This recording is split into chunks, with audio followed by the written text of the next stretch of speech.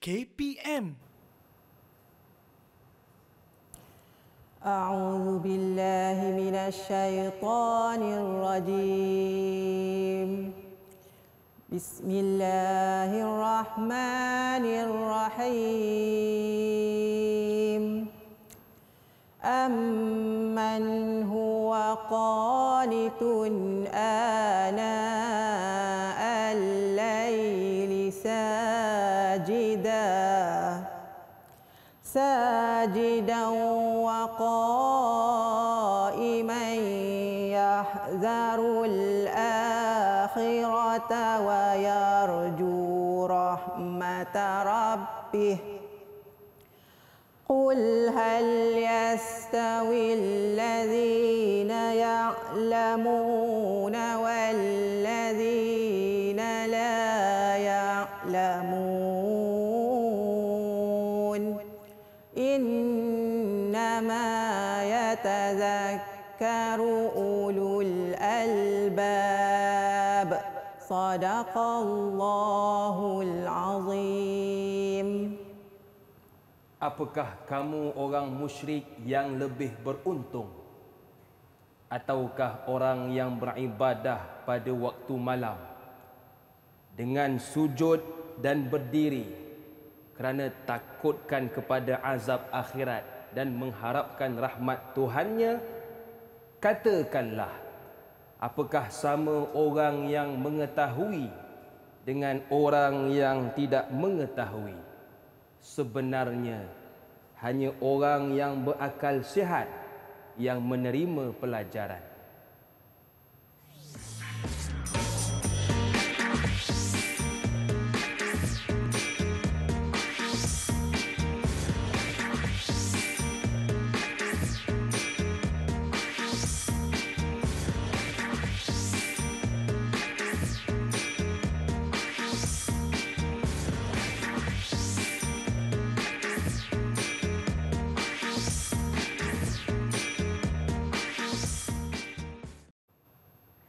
Assalamualaikum warahmatullahi wabarakatuh. Selamat datang ke slot menengah rendah bersama dengan saya Luqman Hakim. Baik, hari ini kita nak belajar tentang pendidikan Islam tingkatan 1 iaitu ilmu cahaya kehidupan bersama dengan ustazah kita yang cukup luas pengalamannya iaitu Ustazah Nur Hafizah Mat Isa, merupakan guru pendidikan Islam dari Sekolah Menengah Integrasi Sains Tahfiz Mawib, Kuala Lumpur. Assalamualaikum Ustazah. Waalaikumsalam warahmatullahi. Apa khabar Ustazah? Alhamdulillah sihat Hakim.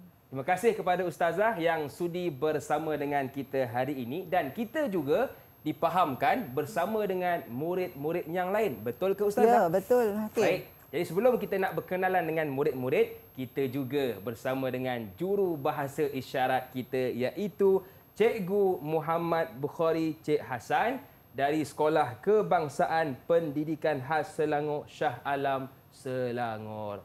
Assalamualaikum Cikgu, apa khabar? Alhamdulillah. Terima kasih juga kepada Cikgu Bukhari yang sudi bersama dengan kita. Jadi Ustazah, bolehkah Ustazah perkenalkan murid-murid kepada kami? Silakan. Terima kasih Hakim. Di dalam talian sekarang ini secara Google Meet terdapat 4 murid daripada Sekolah Menengah Integrasi Sains Tahfiz Mawib. Semuanya adalah murid tingkatan 1. Jadi Ustazah perkenalkan seorang demi seorang bermula daripada atas di sebelah kanan. Yang pertama sekali Muhammad Idrak Hatim bin Hafizan. Okey, lambai sedikit. Okey. Seterusnya yang kedua Sadiq Al-Amin Shah bin Izwan Shah. Hai Sadiq. Okay, yang ketiga Nurul Iman binti Muhammad Rizwan. Dan yang terakhir Nur Akilah Farihah binti Adnan. Okey, baik. Terima kasih kepada murid-murid dalam talian yang sudi bersama dengan kita hari ini. Baik. Jadi Ustazah, ramai yang tertanya-tanya apakah kaitan gimmick yang kita lakonkan sebentar tadi dengan pembelajaran kita hari ini. Silakan Ustazah. Okay, dalam ayat yang dibacakan oleh Ustazah dan juga terjemahan oleh Hakim tadi, ada satu persoalan yang Allah Subhanahu Wa Taala lontarkan kepada kita Allah tanya dalam ayat di hujung ayat itu Allah tanya adakah sama orang yang mengetahui dengan orang yang tidak mengetahui. Maksudnya Allah tanya kita sama ke orang yang berilmu dengan tidak berilmu. Jadi jawapannya Hakim tentulah tidak sama. Tidak sama. Jadi tidak sama orang yang berilmu dengan orang yang tidak berilmu dan itulah yang akan kita belajar pada hari ini berkaitan dengan ilmu bidang akhlak tingkatan 1 iaitu ilmu cahaya kehidupan. Okey, baik. Seterusnya Ustazah. Okey. Jadi untuk bahagian pertama ini kita kena tahu dulu apakah kewajipan dalam menuntut ilmu. Okay, jadi matlamat utama kehidupan manusia ialah keimanan kepada Allah dengan melakukan amal soleh. Dan setiap amalan yang kita lakukan itu perlulah didasari dengan ilmu. Maka kita diwajibkan mendalami ilmu pengetahuan. Jadi semua perkara-perkara baik yang kita buat mesti ada ilmu. Kalau tidak ada ilmu, akan sesatlah kita. Betul. Jadi perlunya ilmu dalam setiap tindakan kita. Dan ini bertepatan dengan dalil kewajipan menuntut ilmu di mana hadis daripada hadis Rasulullah SAW an Anas bin Malik radhiyallahu anhu qala Rasulullah sallallahu alaihi wasallam talabul ilmi fariidatun ala kulli muslim. Maksudnya Anas bin Malik berkata Rasulullah sallallahu alaihi wasallam bersabda menuntut ilmu wajib kepada setiap orang Islam. Jadi perkataan fariidatun itu kalau kita orang Melayu kita selalu sebut fardu kan.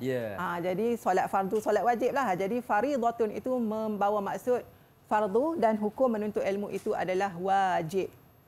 Okay, seterusnya ilmu terbahagi kepada dua iaitu ilmu fardu ain dan juga ilmu fardu kifayah. Okay, ilmu kita tengok satu-satu. Yang pertama ilmu fardu ain adalah ilmu yang wajib dipelajari oleh setiap orang yang beragama Islam. Jadi semua kita wajib belajar. Kalau kita tak belajar, kita akan dapat dosa. Itu ilmu fardu ain. Antara ilmu fardu ain adalah ilmu tauhid, ilmu fiqh dan juga akhlak. Dan yang kedua adalah ilmu fardu kifayah di mana ilmu ini hanya wajib dipelajari oleh sesetengah golongan sahaja, tetapi jika tidak ada seorang pun umat Islam yang mempelajarinya ataupun melakukannya, semua umat Islam akan mendapat dosa. Kalau yang tadi semua wajib, yang ini sesetengah sahaja. Jadi antara contoh ilmu fardu kifayah ialah sains, ekonomi, kedoktoran. Jadi kita sekarang bila dah berkejaya, kita dalam bidang kita masing-masing. Kita tak mampu kan Hakim nak belajar semua benda kan. Jadi kita dalam bidang kita. Jadi itulah ilmu fardu kifayah di mana ilmu ini memberi kepentingan juga kepada manusia lain. Okay, seterusnya ilmu fardu ain dan juga ilmu fardu kifayah yang kita pelajari tadi juga menentukan sama ada apa yang kita pelajari itu akan dapat pahala ataupun dosa. Jadi macam mana kalau kita nak dapat pahala daripada ilmu yang kita belajar? Mestilah digunakan ke arah kebaikan. Tetapi kalau seseorang itu menggunakan ilmunya itu ke arah keburukan, seseorang itu akan mendapat dosa. Okay, contoh yang paling mudah lah. Contohlah kalau macam Ustazah dalam bidang pendidikan kan, mengajar murid-murid di sekolah. Jadi itu adalah perkara ke arah kebaikan. Jadi akan mendapat pahala. Macam itulah juga macam hakim dalam bidang pengacaraan kan, memudahkan urusan orang lain, itu pun dapat pahala. Yang dapat dosa ni macam mana pula?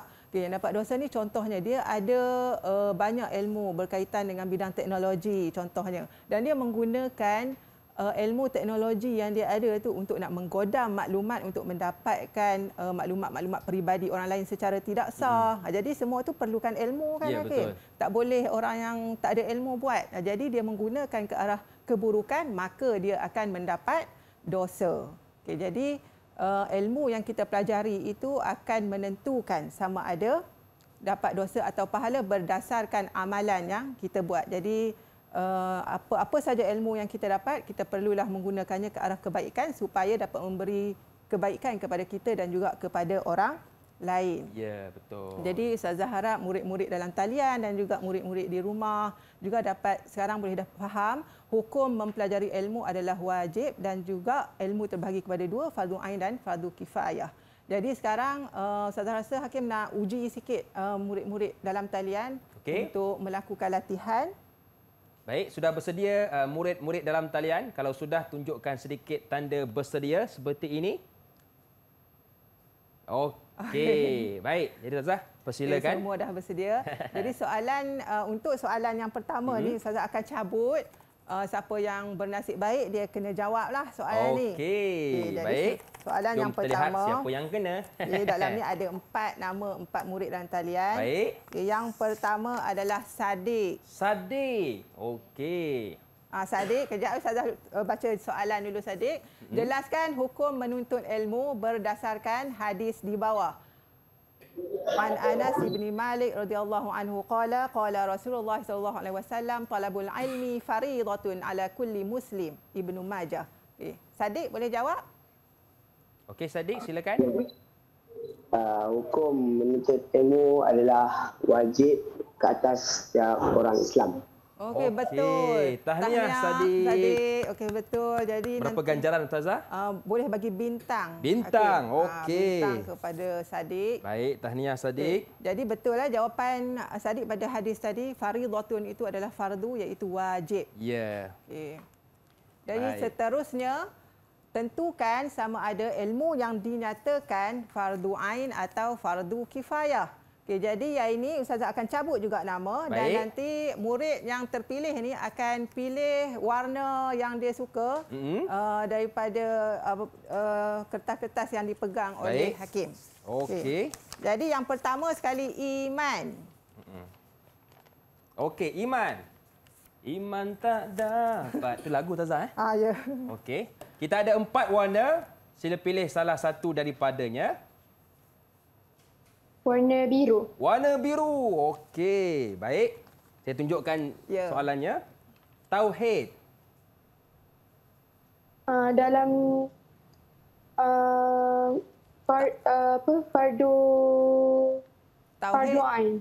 Fardu ain. Betul ke Ustazah? Betul. Okey. Tauhid adalah ilmu fardu ain. Tahniah Iman. kepada Iman. Seterusnya, berapa ganjaran untuk Iman Ustazah? 1 bintang juga. 1 bintang. Okay, seterusnya yang idrak. Okey, tahniah Iman. Idrak. Idrak boleh memilih warna. Okey, tinggal lagi 3. Antara kuning, hijau dengan oranye. Okey. Silakan Idrak. Warna merah. Warna? Oranye. Oranye ya. Baik. Saya tunjukkan soalannya. Kedoktoran. Kedoktoran. Apakah jawapannya? Boleh juga angkat kad jawapan. Fardu kifayah Ustazah. Okey, ya betul. Okey, Kedoktoran adalah tahniah. ilmu fardu kifayah. 1 bintang juga. Okey. Dan yang terakhir sekali tak ada orang lain dah, akilah. Jadi akilah boleh pilih sama ada tinggal warna kuning dan hijau sahaja. Okey. Baik. Warna hijau. Warna hijau. Okey, saya tunjukkan soalannya. Sains. Fardu kifayah Ustazah. Ya, betul. Bidang sains adalah fardu kifayah. Tahniah juga kepada semua. Jadi untuk segmen pertama semua mendapat akilah pun 1 bintang. Okey, tahniah kepada Akilah atas jawapan yang betul. Dan sekarang Ustazah kita nak berehat seketika. Jangan ke mana-mana, teruskan bersama dengan kami dalam slot menengah rendah.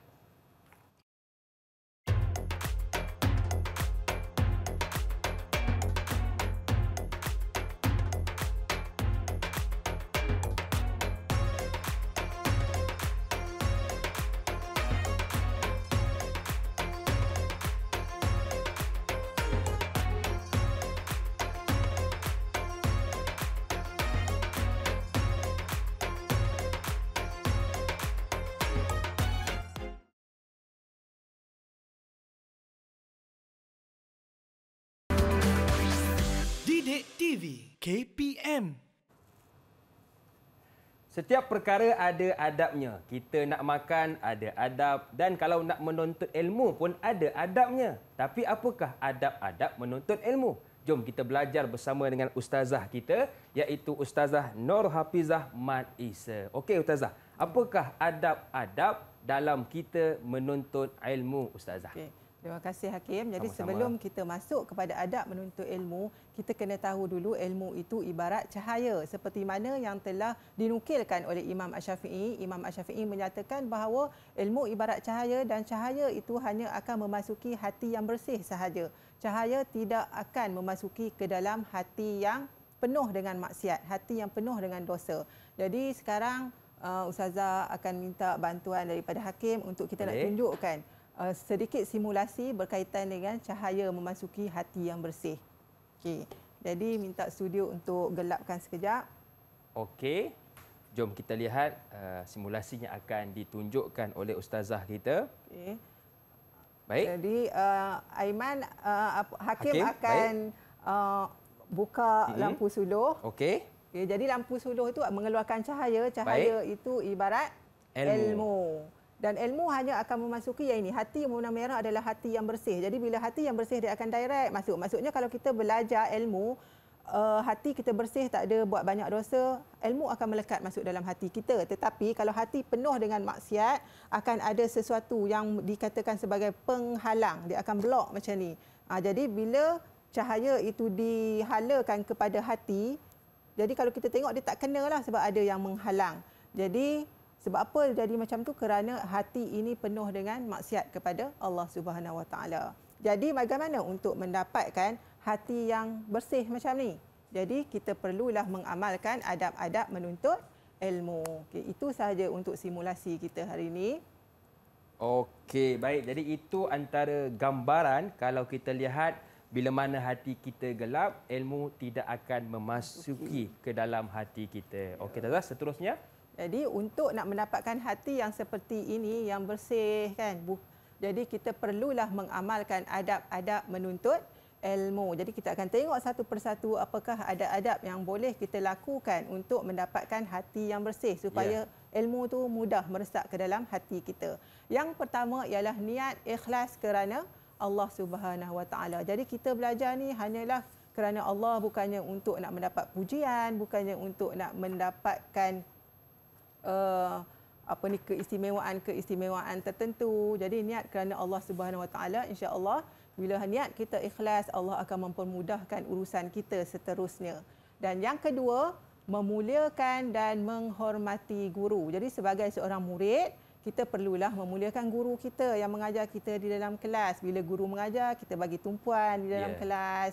Bila guru bagi tugasan, kita kena buat apa, Hakim? Kita kena siapkan, Ustazah. Ya, betul. Kita kena siapkan kerja sekolah. Kalau kita ada masalah apa-apa, kita bagi tahulah kita tak sempat buat, kan? Jadi nasihat-nasihat guru yang berguna pun kita perlu cuba amalkan kerana guru sentiasa menasihati kepada perkara yang baik. Okay, yang ketiga, menjauhi maksiat dan kemungkaran. Jadi apa-apa sahaja yang dilarang oleh Allah Subhanahu Wa Taala itu termasuk dalam perkara yang mungkar. Jadi kalau kita melakukan perkara yang mungkar, hati kita akan jadi yang mana, Hakim? Yang merah ke yang gelap ni? Yang gelap, Ustazah. Ya, dia akan jadi yang gelap ni. Jadi bila jadi yang gelap ni, macam mana ilmu tu nak masuk dalam hati kita? Betul. Jadi macam mana kita nak jadi orang yang baik? Macam mana kita nak mengamalkan ilmu tersebut? Jadi kita perlu menjauhi semua perkara maksiat dan juga kemungkaran. Seterusnya yang keempat, mengisi masa lapang dengan perkara yang berfaedah. Jadi sebagai seorang murid, kita adakan masa-masa lapang kita di hujung minggu ataupun pada waktu petang. Jadi isilah dengan perkara yang berfaedah. Jadi kalau macam murid-murid yang di asrama mungkin boleh buat perbincangan kan, bersama dengan rakan-rakan. Lepas tu hujung minggu boleh buat kerja sekolah sama-sama ke. Jadi apa-apa sahaja perkara yang berfaedah. Jangan kita melakukan perkara yang tidak berfaedah. Itu yang keempat. Seterusnya yang kelima, beramal dengan ilmu yang dipelajari. Sebab pepatah Arab ada mengatakan ilmu itu ibarat pokok, ibarat pohon, dan kalau kata ilmu itu tidak diamalkan, dia umpama sebuah pohon yang tidak berbuah. Ada pokok tapi buahnya tak ada. Jadi ada pokok tapi manfaatnya tidak boleh dinikmati, kan? Jadi kita tanam pokok ada daun je, buah-buah dia tak ada. Jadi tak mendapat manfaat. Jadi sebab itulah kita kena beramal dengan ilmu yang dipelajari. Seterusnya yang keenam, tidak malu bertanya. Okey, jadi dalam kelas kadang-kadang ada murid yang tidak faham apa yang guru mengajar kan. Jadi bila tak faham, kita bertanya terus kepada guru. Jangan biarkan diri kita tu dalam persoalan yang sebegitu. Lepas tu sampai bila-bila pun kita tak faham kan. Jadi kita terus berjumpa dengan guru, bertanya di dalam kelas. Kalau kata tak sempat di dalam kelas, di luar kelas boleh jumpa. Lepas tu kalau macam zaman sekarang kan kita ada banyak cara kan. Mungkin boleh WhatsApp guru ke, tanya kalau tak sempat nak berjumpa. Okey, jadi apa-apa pun kita kena bertanya kepada guru jika kita tidak faham sesuatu. Seterusnya, yang ketujuh, rajin berusaha, berdoa dan bertawakal kepada Allah Subhanahu Wa Taala. Jadi kita sendiri kena ada kerajinan itu dari dalam diri murid itu sendiri. Kita dah usaha, seterusnya kita serahkanlah kepada Allah Subhanahu Wa Taala dengan berdoa dan juga pergantungan yang tinggi kepada Allah Subhanahu Wa Taala. Insya-Allah kalau kita berusaha, pasti Allah akan bagi kejayaan. Betul. Okey, seterusnya yang terakhir, yang ke-8, memohon doa dan keredaan ibu bapa. Jadi dalam kehidupan kita sebagai seorang anak sudah tentunya kita ada ibu bapa dan ibu bapa itulah menjadi kunci kepada redha Allah Subhanahu Wa Taala kepada kita.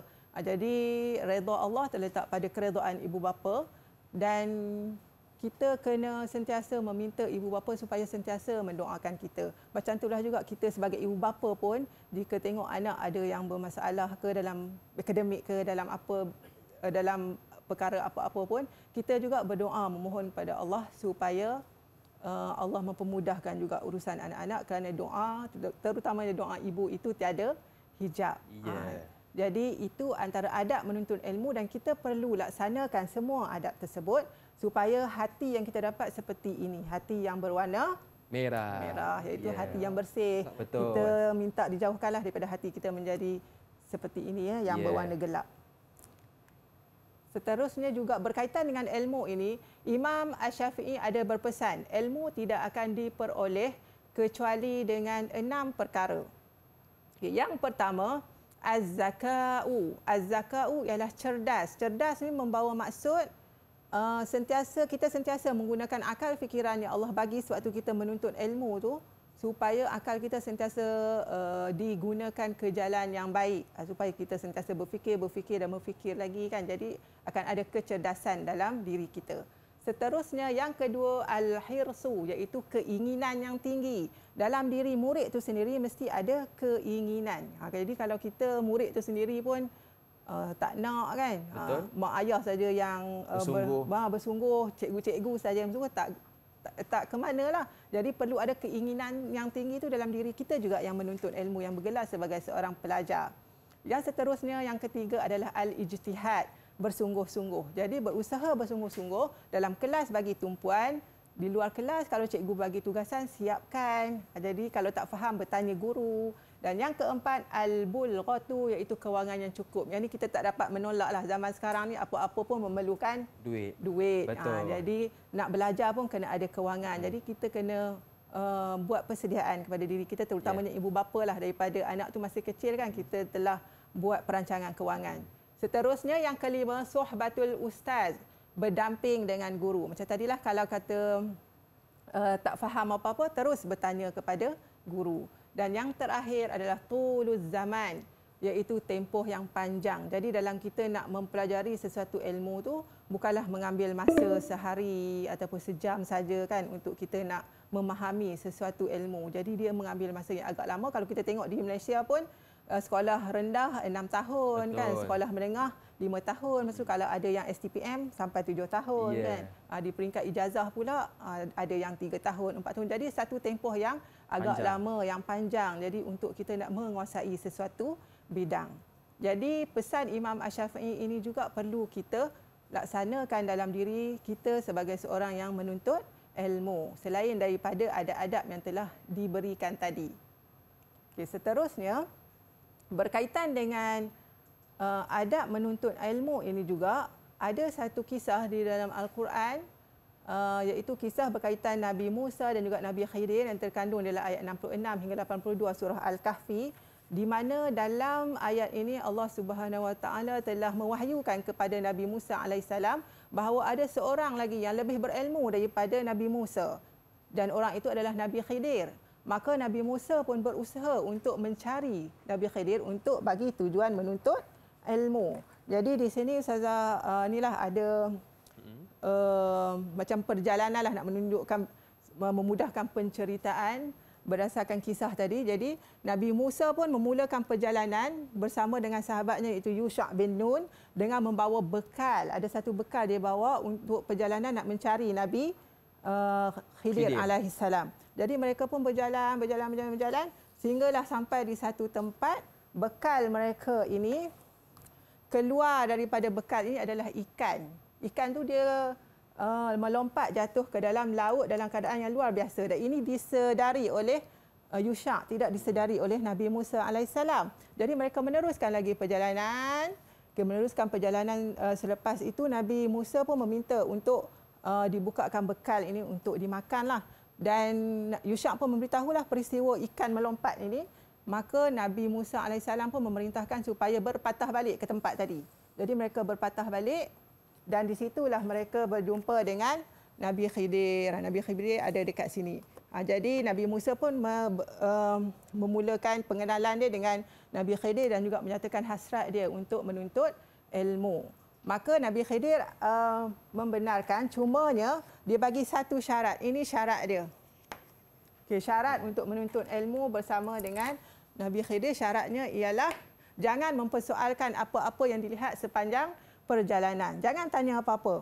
Okay, jadi mereka pun meneruskan perjalanan dan dengan menaiki perahu. Okay, bila menaiki perahu, mereka pun ke seberang. Menaiki perahu. Jadi bila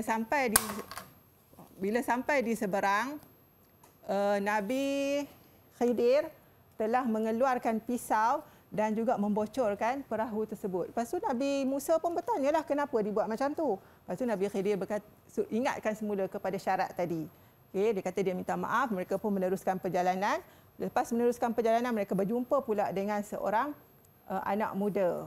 Jadi Nabi Khidir mengeluarkan pisau yang ada tadi yang digunakan untuk membocorkan perahu untuk membunuh anak muda ini. Dan dia mati dibunuh atas perintah daripada Allah Subhanahu Wa Taala. Jadi Nabi Musa mempersoalkan lagi kenapa dibuat macam tu dan Nabi Khidir memperingatkan lagi tentang syarat ini dan Nabi Musa berkata kalau selepas ini aku masih bertanya lagi maka kita akan berpisah. Jadi mereka meneruskan perjalanan dalam keadaan yang lapar sebab bekal tadi dah tidak ada kan. Jadi sampai di satu tempat di sini tembok rumah ini hampir roboh. Maka dalam keadaan lapar sebegitu Nabi Musa mengajak Nabi Khidir mengajak Nabi Musa dan juga Yusha' untuk membetulkan tembok ini. Maka Nabi Musa pun mempersoalkan dalam keadaan lapar sebegitu. Maka Nabi Khidir memperingatkan semula tentang syarat ini jangan mempersoalkan apa-apa. Jadi mereka pun berpisah dan sebelum mereka berpisah Nabi Khidir menceritakan sebab apa setiap perbuatan ini. Yang pertama ini dibocorkan perahu kerana di sini ada seorang raja yang suka merampas sampan yang cantik. Di sampan yang cantik dia suka rampas. Jadi Nabi Khidir pun membocorkanlah supaya nak elak daripada dirampas. Jadi bila tak dirampas dia boleh baiki lagi dan digunakan untuk mencari rezeki. Seterusnya kenapa dibunuh anak muda ini? Kerana Allah Subhanahu Wa Taala telah memberikan ilmu yang luas kepada Nabi Khidir boleh melihat masa depan anak ini kerana di masa depan dia akan menjadi seorang yang kufur kepada Allah Subhanahu Wa Taala dan dia akan menarik ibu bapanya sekali untuk melakukan kejahatan. Dan yang ketiga, kenapa perlu nak betulkan tembok ini? Kerana di bawahnya terdapat harta yang dimiliki oleh dua orang anak yatim. Jadi dikhawatiri kalau tak betulkan nanti orang lain akan nampak dan harta itu akan diambil oleh orang ramai. Okay, jadi daripada peristiwa ini dapatlah kita ambil pengajaran bahawa perlu ada kesungguhan seperti mana Nabi Musa nak mencari Nabi Khidir dalam menuntut ilmu dan dalam masa yang sama bila kita sudah ada guru, kita perlu bersabar dalam menuntut ilmu. Okay, itu kisah daripada Nabi Musa alaihissalam. Jadi daripada kisah yang saya cerita pada adab-adab tadi, kita akan buat sedikit soalan pengukuhan. Baik. Okay, soalannya, huraikan satu adab yang kebiasaannya anda praktikkan ketika menuntut ilmu. Saya minta mana-mana murid dalam talian untuk menjawab. Okey, siapa yang nak cuba? Siapa? Idrak ataupun Sadiq, Iman ataupun Akilah yang ingin mencuba? Saya. Okey, silakan. Adab yang kebiasaannya saya praktikkan sewaktu menuntut ilmu ialah niat kerana Allah. Supaya ilmu itu mudah untuk masuk ke dalam hati. Okey, tahniah Idrak betul. Niat Okey. kerana Allah supaya ilmu mudah masuk ke dalam hati. Seterusnya, kita minta seorang lagi untuk memberikan jawapan. Mungkin murid perempuan. Okey, wakil dari murid perempuan, Iman atau Akilah. Okey, silakan Akilah. Adab yang kebiasaannya saya praktikan ketika menuntut ilmu adalah memuliakan dan menghormati guru dengan sentiasa melakukan tugasan yang diberikan oleh guru. Okey, alhamdulillah. Okey. Tahniah Akilah menghormati guru dengan buat tugasan. Jadi dua-dua jawapan yang diberikan oleh Akilah dan juga Idrak betul. Jadi hakim kena bagi bintang juga untuk Baik, mereka. tahniah kepada Idrak dan juga Akilah atas jawapan yang betul. Dan sekarang sementara saya nak letakkan ganjaran, kita berehat seketika. Jangan ke mana-mana, teruskan bersama dengan kami dalam Menengah Rendah.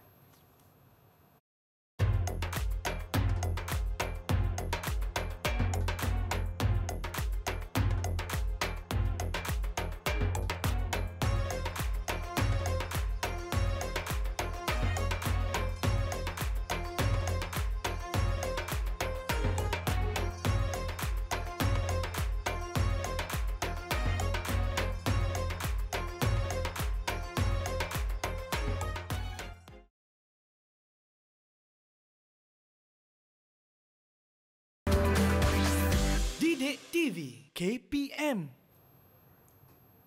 Bila sebut tentang menuntut ilmu, kita disarankan menjaga adab baik dengan guru mahupun ilmu. Tapi apakah kepentingan kita menjaga adab terhadap ilmu dan guru?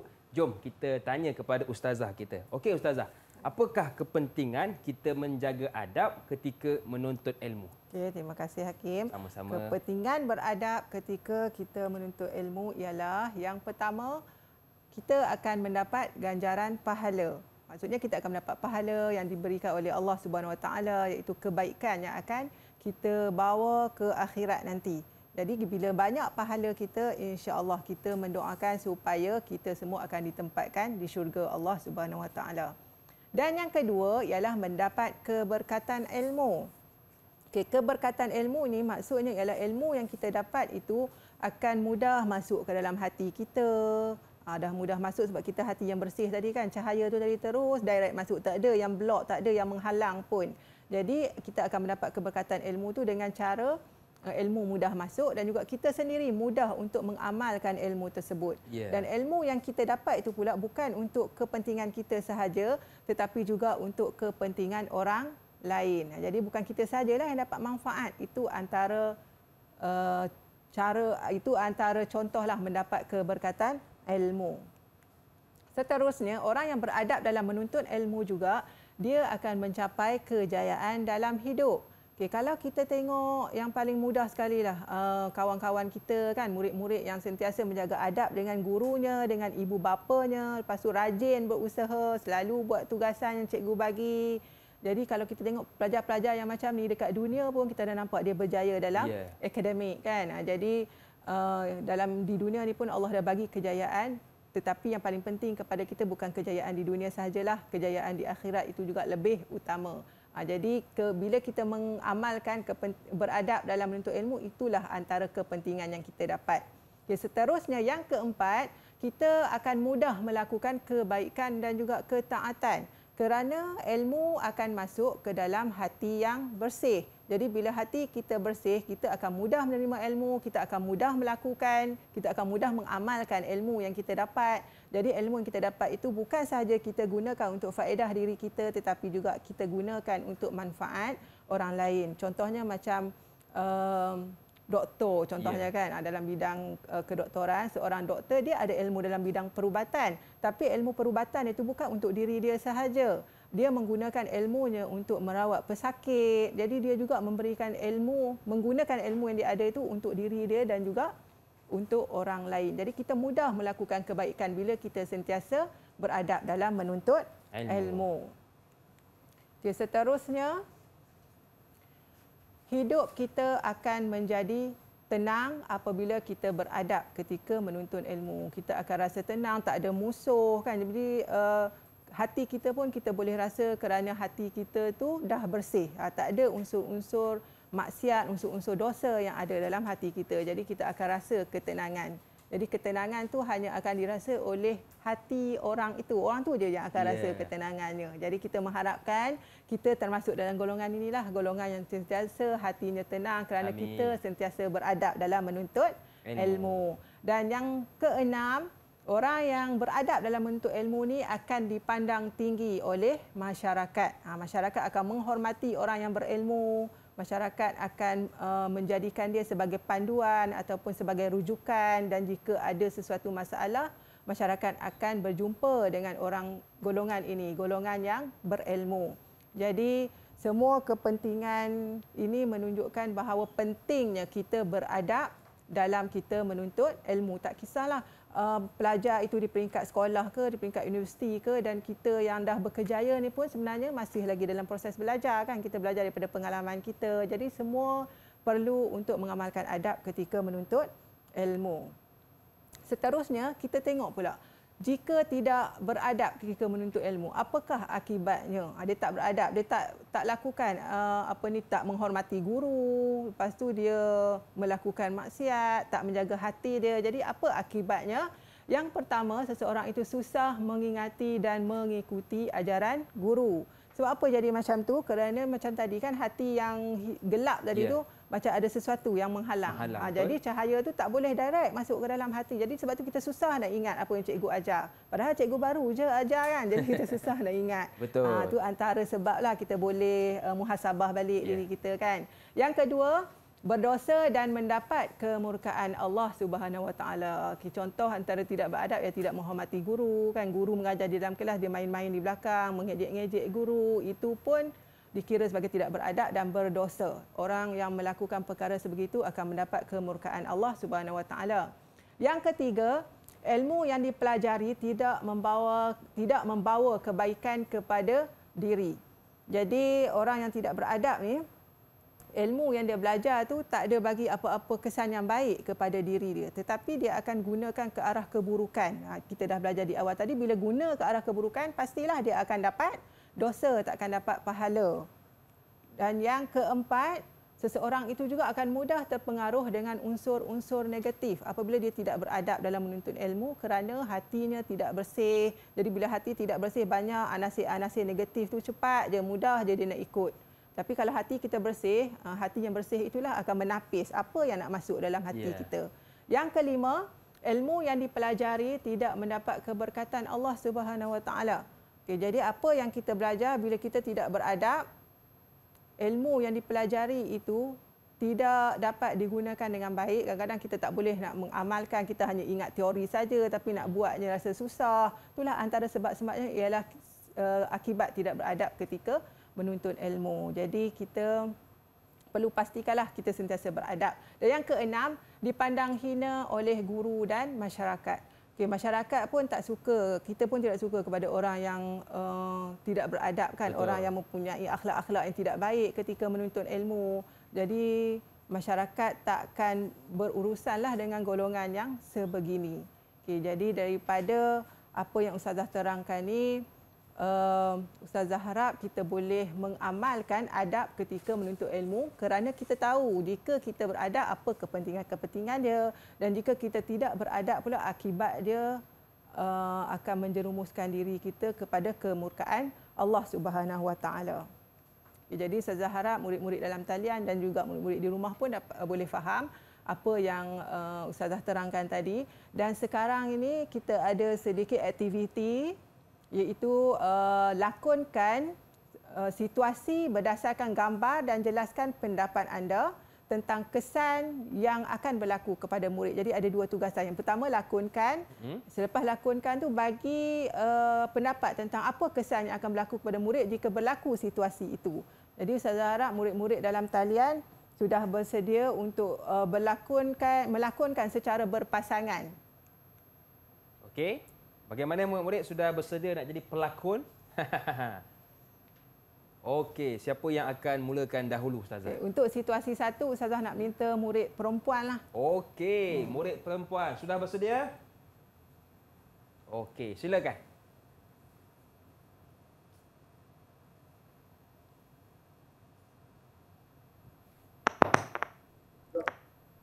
Bangun. Selamat pagi, cikgu. Selamat pagi murid-murid. Jadi hari ini saya akan belajar mata pelajaran matematik yang bertajuk tambah. Okey, cikgu nak tanya satu soalan dekat murid-murid. 5 tambah 4 berapa? Ada siapa nak jawab? Saya, cikgu. Okey, silakan. 9. Wah, betul lah. Okey, itu sahaja pelajaran kita pada hari ini. Bangun. Terima kasih, cikgu. Sama-sama.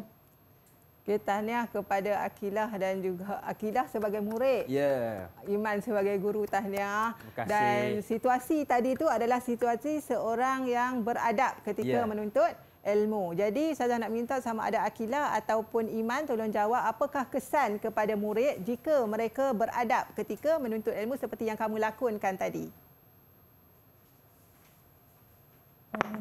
Murid akan mencapai kejayaan dalam hidup kerana ilmu diperolehi diberkati oleh Allah. Ya, betul. Jawapan diberikan oleh Akilah. Tahniah. Ilmu yang diperolehi akan diberkati dan mereka akan mendapat kejayaan di dalam hidup. Okay. Itu untuk situasi 1, murid yang beradab ketika menuntut ilmu. Seterusnya, situasi 2. Yang ini Ustazah nak minta murid lelaki pula untuk melakonkan situasi 2. Okey, silakan pelakon-pelakon kita. Assalamualaikum murid-murid. Hari ini cikgu nak ajar tentang ilmu cahaya kehidupan. Waalaikumsalam. Baik, cikgu. Cikgu nak tanya, apa itu ilmu cahaya kehidupan, Idrak? Lawa kau, Fik. Idrak, sila jawab soalan cikgu. Fik, pagi tadi kau sarapan tak? Idrak, kamu tidak menjawab soalan cikgu. Saya sedang mengajar kamu ni. Ya, saya tahu, cikgu. Okey, terima Kamu kasih. tahu apa akibat tidak beradab dengan guru?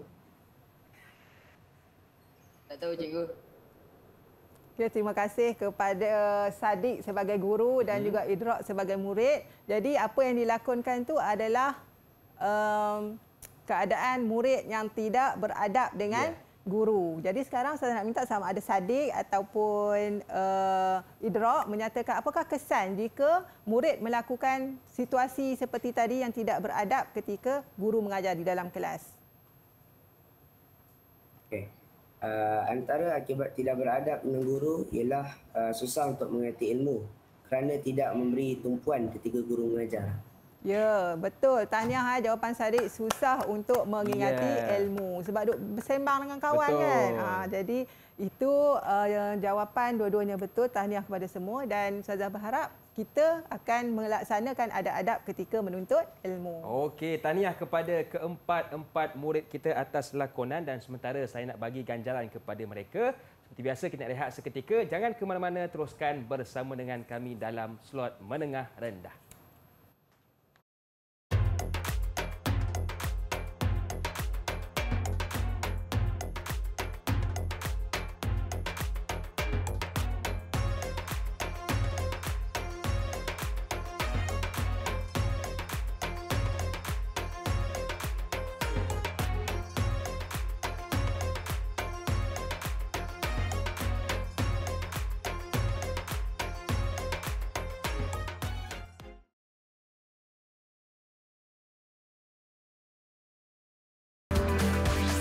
Didik TV KPM.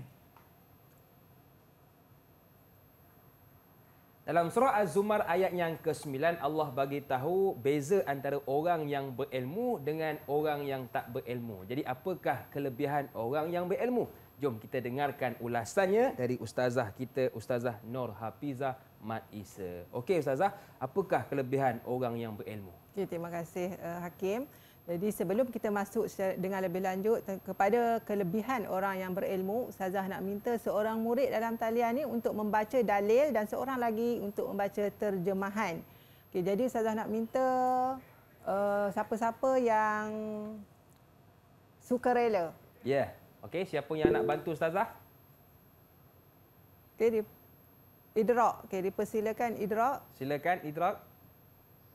أعوذ بالله من الشيطان الرجيم يرفع الله الذين آمنوا منكم والذين أوتوا العلم درجات. Sadaqallahul Azim. Terima kasih Idrak atas bacaan tadi. Terjemahan pula saya minta murid perempuan pula untuk membacakan terjemahan. Saya. Okey, dipersilakan Iman. Maksudnya, Allah mengangkat darjat orang-orang beriman dan orang-orang yang berilmu antara kamu beberapa darjat. Okey, terima kasih kepada Idrak dan juga Iman atas bacaan ayat dan juga terjemahan tadi surah Al-Mujadalah ayat yang 11. Jadi daripada ayat ini jelas menunjukkan kepada kita bahawa Allah mengangkat darjat orang yang berilmu itu kepada beberapa darjat. Dan antara kelebihan orang yang berilmu ialah yang kita boleh tengok. Yang pertama, Allah meninggikan darjat orang yang berilmu mengatasi kedudukan orang yang berharta. Jadi orang berilmu walaupun dia tak berharta, tetapi dia adalah lagi tinggi darjat dia daripada orang yang berharta. Jadi kita kerana dengan ilmu yang seseorang itu ada, dia akan gunakan untuk diri dia, dan ilmu yang dia ada juga dia akan sebarkan kepada orang lain. Lepas tu orang yang dapat tu sebarkan lagi, sebarkan lagi. Jadi sebab itulah ilmu tu semakin tersebar. Jadi dia berbeza dengan orang yang berharta. Seterusnya, yang kedua, orang yang berilmu atau ulama merupakan pewaris para nabi dan pemimpin ke jalan kebaikan. Al-ulama warasatul anbiya. Ulama itu adalah pewaris para nabi. Kenapa dikatakan pewaris para nabi? Ulama ni adalah orang-orang yang mempunyai ilmu. Jadi para nabi kita tahu, nabi diutuskan oleh Allah Subhanahu Wa Taala untuk menyampaikan risalah yang benar, memimpin manusia ke jalan kebenaran. Jadi orang alim ulama ini juga, orang yang berilmu ini juga akan memimpin kita ke jalan kebenaran. Tugasan yang diberi, yang dipikul oleh seorang ulama itu sama dengan tugasan, taklah mencapai tahap nabi, cuma Ustazah nak menceritakan dari sudut tugasan nak membawa manusia ke jalan kebenaran itu. Jadi kelebihan orang yang berilmu yang kedua adalah menjadi pewaris para nabi. Yang ketiga, menjadi contoh teladan juga kepada masyarakat. Masyarakat akan memandang tinggi kepada orang yang mempunyai ilmu, dan jika berlaku sesuatu masalah dalam masyarakat, mereka akan merujuk orang yang berilmu. Jadi menjadi rujukan, menjadi tempat untuk nak berbincang apa-apa suatu masalah kan. Jadi itu kelebihan yang ketiga.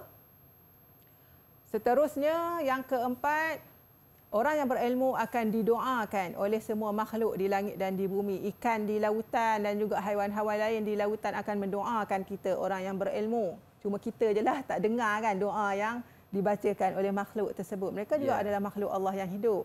Dan di bumi, makhluk di bumi, pokok dan angin, semua makhluk Allah di bumi juga akan mendoakan orang yang berilmu. Dan yang kelima, dipermudahkan jalan menuju ke syurga. Kerana apa? Kerana orang yang keluar menuntut ilmu ni ibarat berjihad di jalan Allah.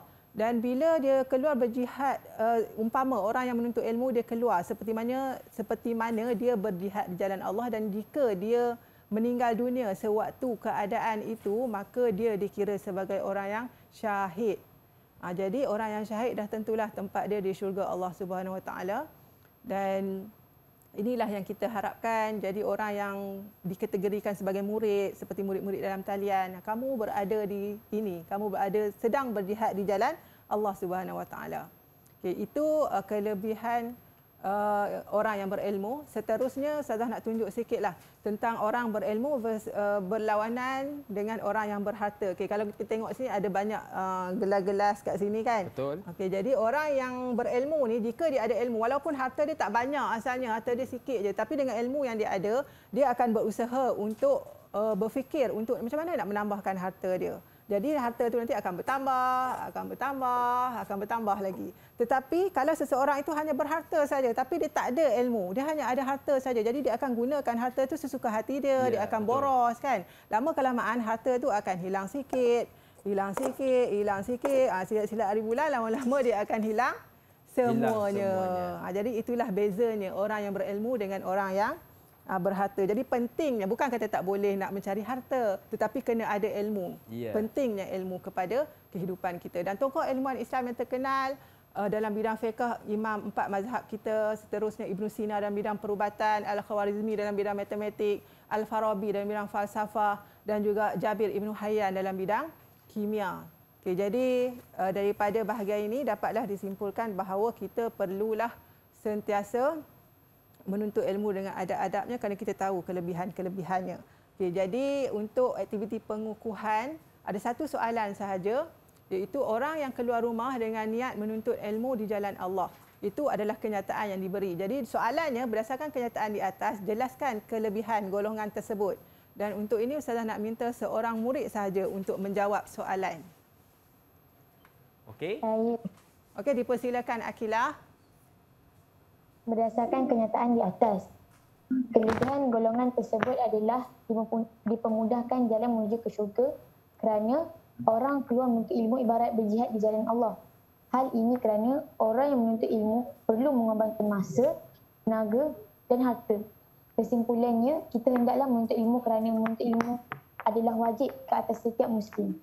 Okey, bagaimana jawapan dari adik kita Ustazah? Ya, tahniah kepada Akilah. Sebenarnya soalan ini soalan kategori kebat. Dan kebat dia huraian dia memang kena panjang sebenarnya yang Akilah baca tadi tu, dan semua isi yang diberi oleh Akilah itu menepati ciri-ciri. Alhamdulillah. Tahniah jadi, Akilah. Tahniah kepada Akilah. Dan di manakah Ustazah murid-murid kita boleh dapatkan sebelum tu bagaimana Ustazah menilai prestasi murid kita hari ini? Okay. Secara keseluruhannya kalau kita tengok dari sudut bintang kan, hampir sama, cuma ada 2 murid iaitu Idrak dan Akilah lebih 1 bintang daripada murid-murid yang lain. Walau bagaimanapun keseluruhannya semua murid Ustazah bagi 5 bintang. Okey, tahniah kepada semua murid kita hari ini. Dan di manakah murid kita boleh dapatkan latihan pengukuhan Ustazah? Semua latihan pengukuhan yang terdapat dalam slot ini boleh didapati daripada pelantar Delima KPM. Okey, baik. Terima kasih sekali lagi kepada Ustazah Nur Hafizah Mat Isa yang sudi bersama dengan kita. Juga jurubahasa isyarat kita Cikgu Muhammad Bukhari. Dan terima kasih juga kepada adik-adik yang sudi bersama pada hari ini. Akhir kata, senyum nampak gigi, ada rezeki, jumpa lagi. Assalamualaikum warahmatullahi wabarakatuh. Waalaikumsalam warahmatullahi wabarakatuh.